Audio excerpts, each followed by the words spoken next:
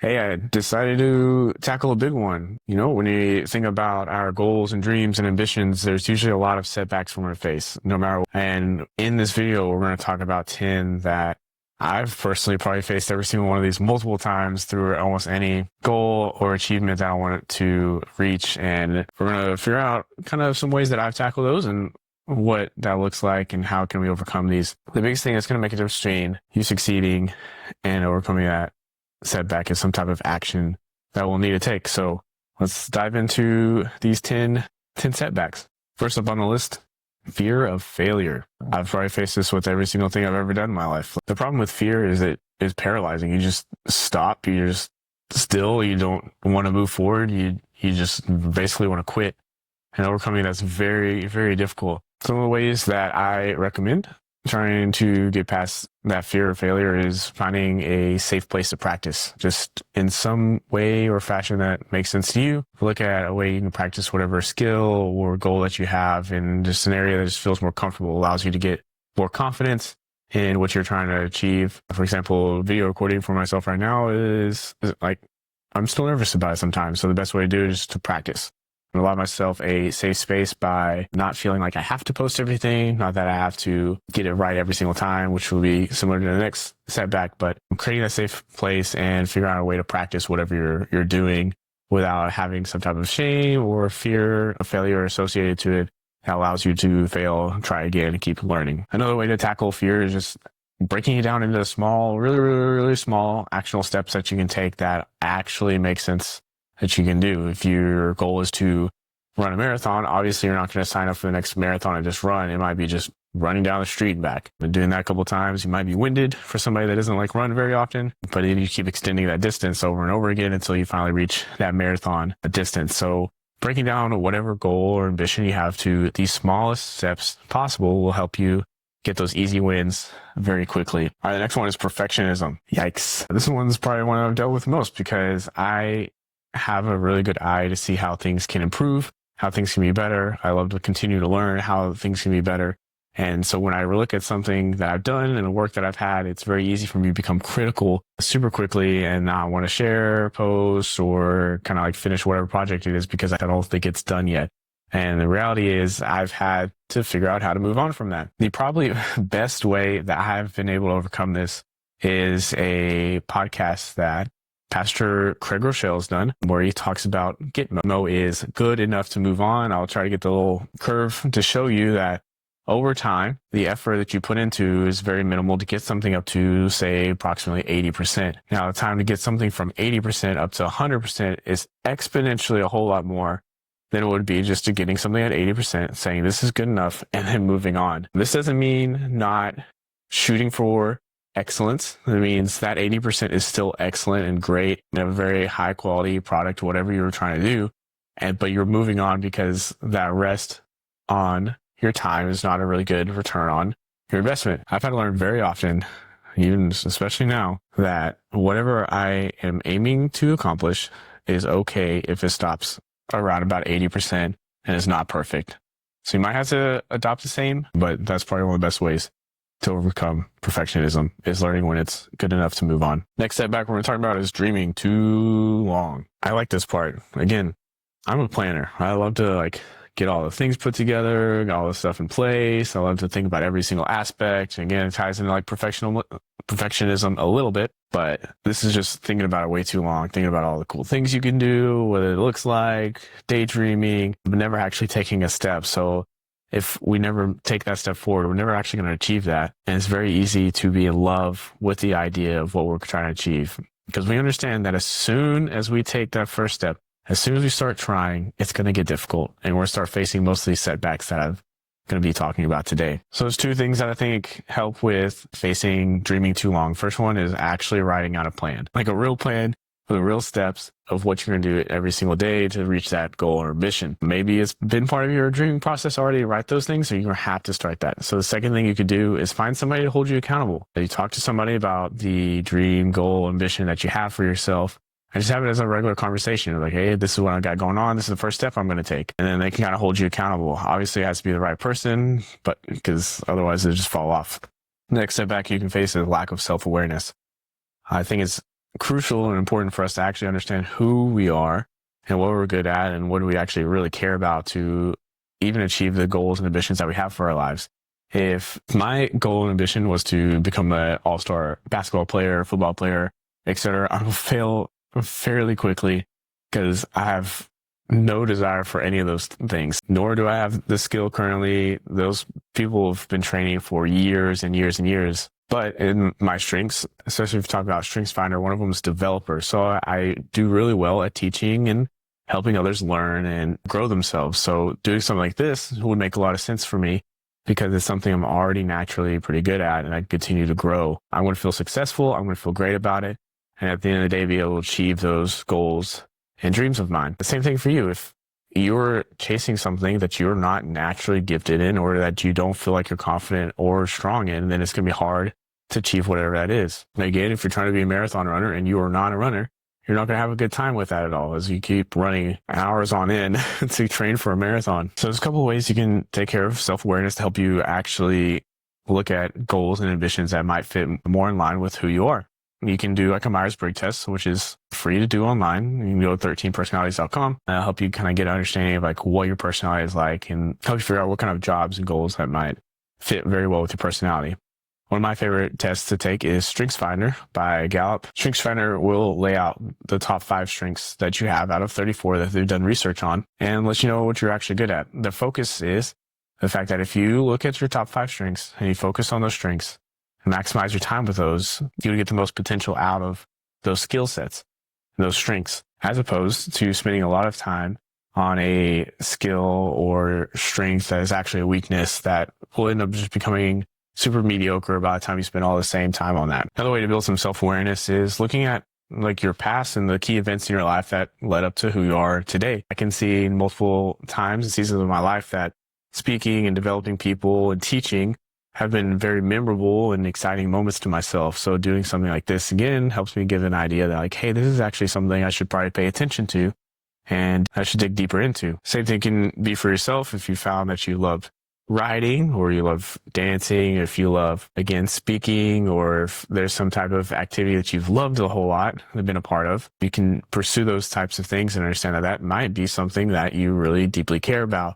and will have a higher chance of being able to pursue. The next setback you can face is potentially just a lack of vision, or just understanding exactly what you care about and what you value deeply. Vision can seem a little weird to understand, but the idea is that it gives you a broad view of what you value and care about in life. So for myself, I wrote a vision statement that goes like this: I aspire to grow as an influential leader that inspires others to reach their God-given potential. And that vision statement helps me direct everything that I do in my life, or at least gives me a basis of understanding, like, what do I value? What do I care about? And that is encouraging and inspiring others. It's growing personally. And I can do that in any situation, location, environment, wherever I'm at. And it's not limited by a particular job, not limited by location, not limited by any other factor besides today. How can I grow? How can I inspire somebody else? And move on with that. It's as simple as that. So having a vision for yourself that's broad in understanding and also very specific at the same time helps you actually focus on the goals and ambitions that would be relevant to yourself. The next thing we're going to take a look at as far as setbacks go is comparison. Super popular right now because it's so easy to compare yourself right where you're at with somebody that is 10, 15, 20 years from now, which is in some ways can be really good to be able to see somebody that has been through what you're going to go through and potentially get to ask those questions. I think a good way to overcome this is a few things. Is one, you can get rid of social media and get off of there as much as possible. It's very easy to use that and scroll and scroll and scroll. Again, we'll talk about it in distractions as well, but get off of it. Like, it is so easy to look at somebody who has a well-framed video, like really good lighting and probably the best equipment, a better microphone than I have, and the backdrop and everything as well. It's all different. So very easy for me to compare, like, what does this look like compared to somebody who's been doing this for a long time? Another way to combat this is actually find people who are probably right where you're at, or maybe even like 2 steps ahead of you. So if you're doing a channel or something like that, you can find somebody who has very few followers and have a discussion with them like, hey, what does this feel like? What does it look like? What helps you out? Or YouTubers that have like cohorts. The same thing will happen with like writing. Another way you can combat comparison is by just figuring out what does 1% better look for you. What is that one little step that makes you just a little bit better than what you were before? A big focus for comparison is going to get into how do you track your progress and know that you're moving forward, that you are getting better, that you personally are growing into the direction that you want to grow in. Not, am I closer to that person, but am I closer to who I am and to who I want to be? All right, number 7, lack of confidence. This one's a big one for me because I have allowed this to stop me so many times in the past, especially with the previous channel that I've had, that I just wasn't confident enough in what I was saying and what I was speaking. And it's a very quick way to shut myself down because I'm just not confident in what I'm saying and what I'm doing. And so I have a lot of experience with this one. Confidence is best combated by 1, speaking affirmations over yourself, finding the truth about who you are, and just telling yourself that over and over again.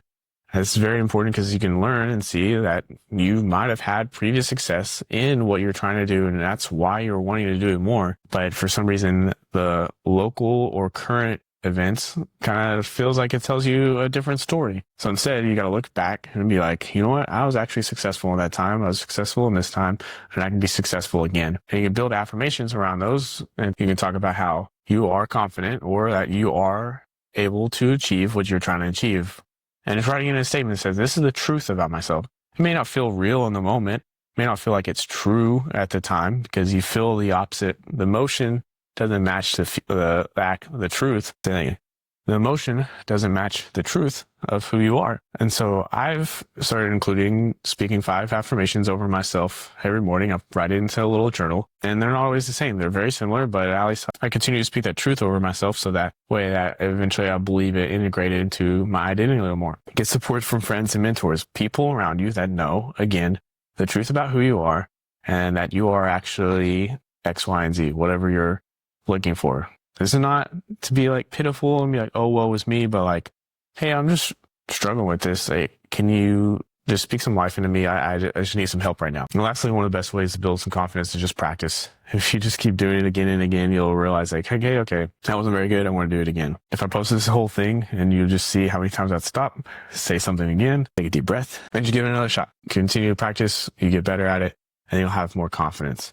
Again, that goes back to the beginning where I talked about you have to have a safe place to practice where it's okay to fail and mess up and then try again. Number 8, lack of resources. I think this one drives me crazy because I think it holds up a lot more people than it should. I think this is kind of wild because today there's a lot of free resources available to accomplish a lot of things. If you want to do digital design, Canva's already free and it's such a powerful tool to use. If you want to do videos and vlogging and all that stuff, phone cameras are so phenomenal. Camera mics for those can be really inexpensive as well, but even just your mic on your phone works just fine. You'll see people very successful with very minimal. So just start with exactly what you have with you right now.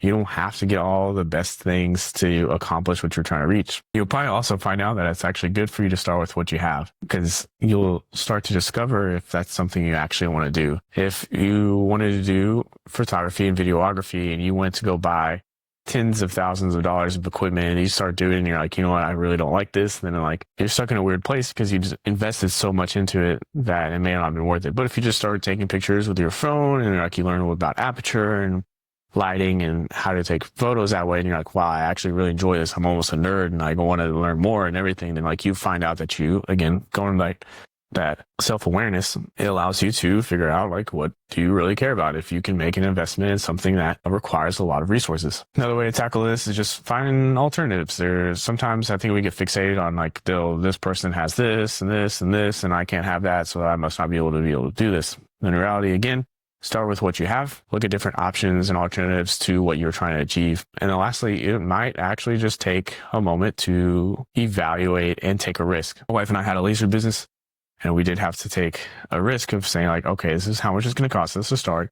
This is what we think we can do. Let's just start here and give it a shot. And it worked out very well for us. We took a very calculated risk on what that was going to look like, how we're going to set this up. There's kind of a plan behind what we were going to do. If you are lacking resources that are valuable and pertinent to what you're trying to achieve, then yes, you can take time to look at and evaluate, is that a risk you're willing to take? Do you need to take out a small loan or some type of financial backing to achieve that, and then have a goal and plan in place to cover that. Not so you're not stuck or like put behind or kind of trapped in what you're trying to do if it's not working out exactly the way you would like it to work out. All right, 9, distractions. I think everyone deals with this one because we have phones that just stop us in our tracks at any time. They just light up and they grab our attention. Social media is built very well to distract us for long periods of time, and it's easy to get sucked into that. So we have to put barriers in place to figure out how to protect ourselves and get the things done that we want to do. So social media, all in all, is not terrible, but if we're not careful, it's going to stop us from achieving everything that we want to. So starting with a phone, there's multiple ways to do this. You have ways to set up a do not disturb and a focus where it can remove a bunch of apps off of your phone. You can actually team up with somebody and get a lock put on it, and where they can only type in the password during a certain time, and you can have focus on that. There's a brick that is out that I haven't got to use yet, but you just tap your phone to it and it'll like literally lock you out of everything besides what you tell it to, and then you have to go tap the brick again to get all access back to everything, which is super cool. It's local, like you have to walk up to it. It's physical. I think another big way that helps me focus and figure out what I am doing for a day is writing down 3 big tasks for the day. So if you wake up, you start your day, you actually take a moment and be like, what are 3 steps I can take today to achieve whatever I want to achieve, or that is very important for me to accomplish. And that just kind of helps set the tone for your day, that those things are in your head and like, hey, I want to knock out X, Y, and Z.